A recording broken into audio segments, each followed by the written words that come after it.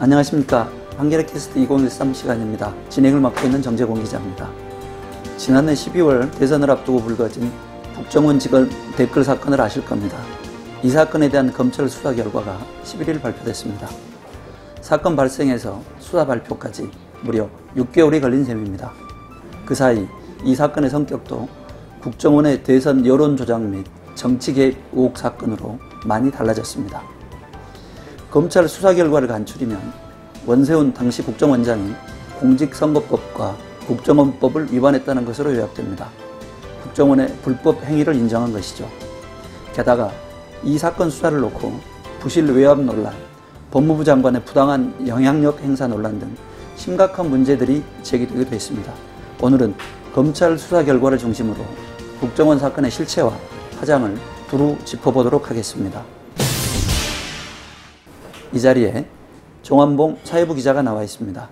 아시는 분들이 많으시겠지만 정 기자는 국정원 사건을 줄곧 취재하며 굵직한 특종들을 쏟아냈습니다. 아마도 국정원 안에선 기피 인물 1호가 아닐까 생각됩니다. 정 기자, 안녕하세요. 네, 안녕하세요.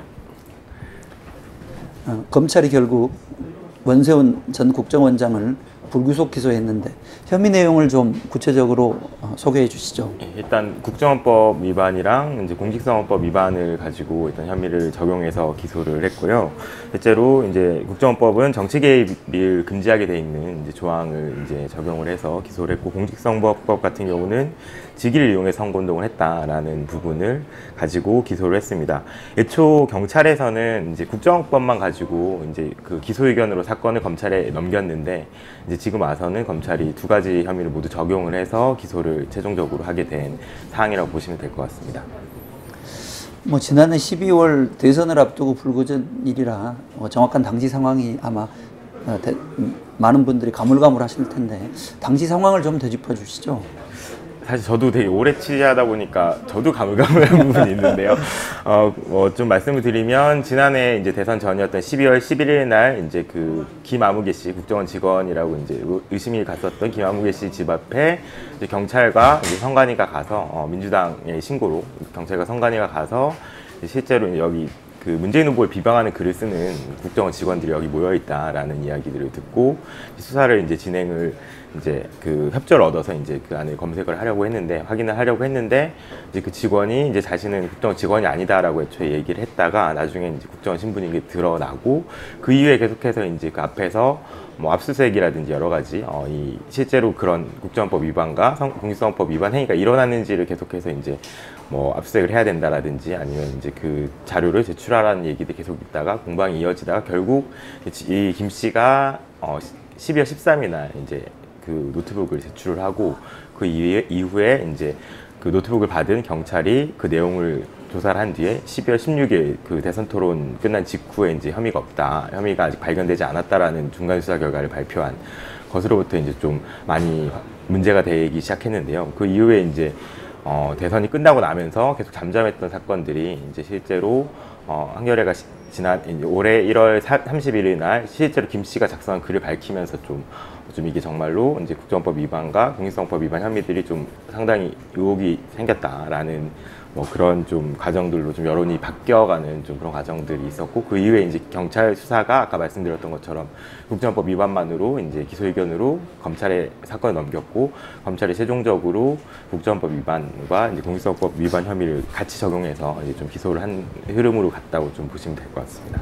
바로 그 지점, 이른바 그 경찰 수사 자체가 이제 그 논란의 출발점으로 보이는데, 얘기하셨던 것처럼 12월 16일 대선 후보 3차 토론, 예. 밤늦게까지 진행됐던 그 토론 직후에 경찰이 갑작스럽게 이른바 면죄부성 중간 수사 결과를 발표하지 않았습니까? 근데 결국 이번에는 그 책임을 물어서 그 김용판 당시 서울경찰청장을 역시 같이 마찬가지로 불구속 기소를 했고요. 결국 경찰도 어떤 의미에서 보면은 부실 외압 수사에 어떤 그 원죄가 있었던 셈인데, 그렇게 본다면 김용판 당시 청장이 무리하게 국정원 사건에 개입한 셈이 된 건데 어떻게 봐야 되는 겁니까? 실제로 이제 제가 알기로는 일선 수사팀에서는 되게 수사를 열심히 했던 걸로 알고 있습니다. 물론 이제 그 고위직이라든지 국정원 고위직이라든지 원세훈 원장까지 뭐 소환을 한다거나 이런 걸 결국엔 실패했지만 실제로 가지고 있는 증거들을 가지고 충분한 수사들을 어느 정도 벌였고 이거를 이제 또 그래서 이제 검찰이 그 경찰로부터 받은 수사 자료를 보면 상당한 양이라고 이제 제가 얘기를 들었거든요. 하지만 중요한 것은 발표를 할 때 계속해서 조금씩 이제 축소를 하거나 은폐하는 내용들을 발표를 했고 특히나 이제 12월 16일에 좀 많이 문제가 되는데 그때는 정말 이례적으로 이제 그 밤 11시에 주요 사건을 중간 수사 결과를 그것도 수사가 다 끝나지도 않은 상황에서 이제 혐의가 없다라는 걸 거의 확정적으로 발표한 게 가장 좀 큰 문제였다고 보이고요. 그 전 과정에서 어쨌든 이제 김용판 서울청장이 전 서울청장이 개입을 했다라는 이제 그 뭐 의혹들이 계속 제기되고 있습니다. 실제로 이제 당시 수서경찰서 수사과장 이 사건을 담당했던 과장은 이제 외부에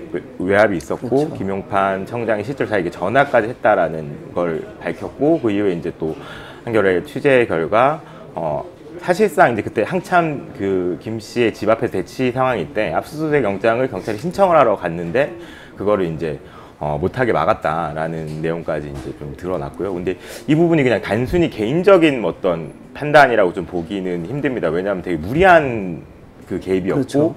사실상 정교하지도 않았던 부분이 상당히 되게 급하게 그래서 정교하지 않았던 정황들도 사실 많이 나오고 있거든요. 가령 뭐 실제로 이제 전화했다라는 뭐 그거를 이제 그 담당 수사과장한테 전화하는 경우 상당히 이례적인 경우인데 이제 그렇게 되게 급하게 이제 전화를 하거나 다른 경로를 통해서 계속해서 수사팀을 압박을 했었던 뭐 증언들이라든지 뭐 내용들이 계속 나오고 있기 때문에 그렇게 이제 그 급하게 했었던 거는 어느 정도 뭔가 이제 개인적 판단이라기보다는 다른 뭐 국정원 혹은 또 이제 뭐 다른 정치 세력과의 어느 정도의 교감이 있었지 않았나라는 좀 그런 의혹이 좀 들게 충분한 행동이지 않나. 그래서 그런 것 때문에 이번에 또 검찰도 김용판 청장을 또 공익선법 위반 혐의로 또 이제 기소를 한 것이 아닌가 좀 생각이 좀 들고 있습니다. 예. 그런 혐의로 기소한 건 맞지만 그렇다고 해서 지금 검찰 수사에서 이른바 지금 얘기하셨던 어떤 정치적 외압 의혹이라든가 혹은 예. 어떤 그 외압의 주체라든가 그런 문제, 그런 당사자들이 확인되거나 그런 건 아닌 상황인 거죠? 아직까지 확인은 안 됐고 왜냐면 아직 검찰 수사 결과 발표가 되지 않아서 예시간까지 발표가 되지 않아서 일단 기소 내용만 지금 기소를 했다는 사실만 확인이 됐고 이후에 검찰이 어떤 식으로 이제 수사 결과를 발표할지는 좀 봐야 될 것 같습니다. 뭐 재밌는 거는 김용판 서울청장이 좀 뭐 박근혜 대통령이나 국정원과 되게 인연이 많아요. 뭐 되게 그 우연일 수도 있지만 가령 뭐 김용판 청장은 이제 그 박근혜 대통령이 한때 이사장을 했었던 영남대 출신이기도 하고 그리고 이제 그 박근혜 대통령 후보 박근혜 이제 대통령이 국회의원 시절에 있었던 지역구 바로 옆 동네에 이제 경찰서장을 맡았기도 했고 국정원과 인연도 되게 많은데 원래 이제 김용판 청장이 그 국정원 출신에서 경찰로 전직을 한 케이스거든요. 그런 것과 더불어서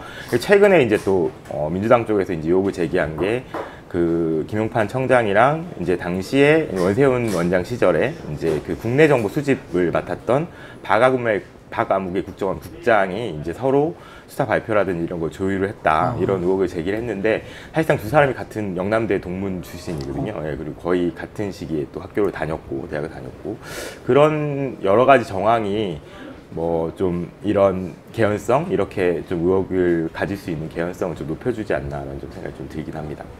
이번 사건은 아무래도 이른바 그 대선이라고 하는 아주 큰 정치적 이벤트와 떼어놓고 생각하기는 어려운 측면이 많지 않습니까?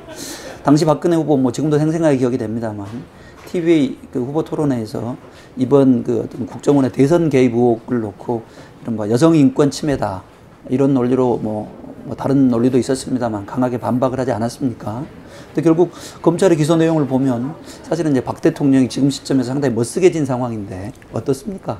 뭐 실제로 이제 그 지난해 12월 14일 날 이 사건이 불거지고 난 이후에 박근혜 대통령이 이제 기자회견을 열어서 뭐 저를 흠집내고 선거에 영향을 미치기 위한 터무니없는 모략으로 밝혀진다면 문재인 후보가 이제 책임을 져야 될 거다 이런 얘기가 더불어서 선거 승리를 위해서 이제 그 국가 안위를 책임지는 정보기관마저 이렇게 흔드는 거는 국기를 물러나게 만드는 행위다 이렇게 이제 발언을 하고 또 12월 16일날 3차 대선 토론회 때도 아까 말씀하신 것처럼 뭐 이건 여성인권 침해 사건이다라는 방식으로 이야기를 하고 또 묘하게 또 그 토론회가 끝나자마자 또 혐의가 없다라는 방식으로 이제 왔는데요.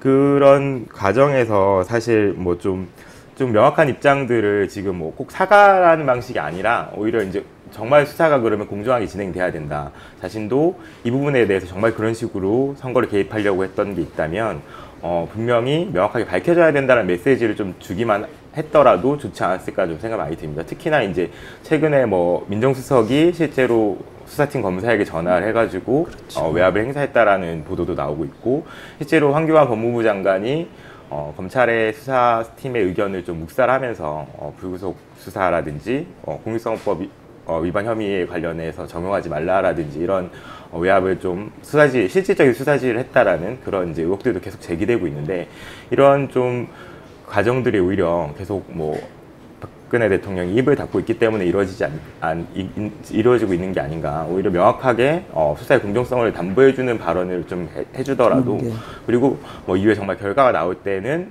그때 관련해서 이제 관련한 뭐 자신의 발언이라든지 이런 부분에 대한 해명을 하더라도 지금은 적어도 수사의 객관성과 중립성을 유지할 수 있는 수준만큼의 좀 발언을 공식적으로 해주는 게 좀 좋지 않을까, 이런 좀 생각이 좀 들고 있습니다. 방금 그 황교안 법무장관 얘기를 하셨습니다만, 사실 그 검찰 수사를 놓고 굉장히 주요한 쟁점으로 부각된 게 이른바 그 황 장관의 그 영향력 행사 문제인 것 같아요. 뭐 역시도 뭐 한겨레가 보도를 하긴 했습니다만, 처음에 이른바 검찰의 선거법 위반 적용에 대해서 강구하게 반대 입장을 견지했고, 또 상당히 오래 시간을 끈 걸로 돼 있는 거죠. 예, 그렇죠. 한 2주가 넘는 기간 동안 이제 일단 다시 이제 더 혐의를 확증할 수 있는 뭐 내용들, 수사 내용들을 가져와라라는 방식으로 지시를 했다고 얘기를 하는데, 사실상 수사 기간이 되게 짧았거든요. 왜냐하면 공직선거법 관련해서는 공소시효가 6개월밖에 되지 않아서 6월 19일까지 수사를 마무리해야 되는 상황이고, 경찰 수사가 너무 많이 경찰 수사를 너무 많이 끈 상황이라서 되게 짧은 시간, 50여일 정도 시간이었는데, 그 중에 이제 2주를 넘게 이런 뭐 불구속 문제라든지 공익성법 위반 혐의 적용 문제라든지 이런 부분을 가지고 좀 시간이 좀 끈 걸로 볼 수 있습니다. 이른바 이제 황 장관이 법무장관이기 때문에 뭐 검찰에 대한 공식적인 수사 지휘권을 가지고 있는 이제 법적 주체이긴 합니다만, 지금 황 장관이 보여주고 있는 모습은 이른바 그 어떤 법적 권한의 행사라기보다는 그 부당한 수사 개입, 뭐 정확한 표현이 될지 모르겠습니다만, 그런 측면을 강하게 띠고 있는 게 사실 아닌가요? 예, 뭐 원래 법무부 장관은 이제 검찰총장을 통해서만 사건에 대해서 이제 논의를 할 수 있고, 또 이제 지휘를 만약에 하려면 서면으로만 이제 해야 되는 건데, 사실 실질적으로 계속해서 이제 재조사라든지 혐의를 확정할 수 있는 증거를 더 가져오라는 뭐 과정을 통해서 좀 수사를 계속해서 이제 사실상 지휘한 걸로 되어버린 상황이라고 좀 보이고요. 만약에 이제 그게 실제로 이제 그런 방식으로 벌어졌다면 좀 상당한 월권이 아닐까라는 생각이 들고, 이 사건을 천천히 훑어보면 사실 이런 일이 또 있었던 거죠. 이제 김용판 청장 때도 마찬가지로 수사팀이 뭔가 계속해서 좀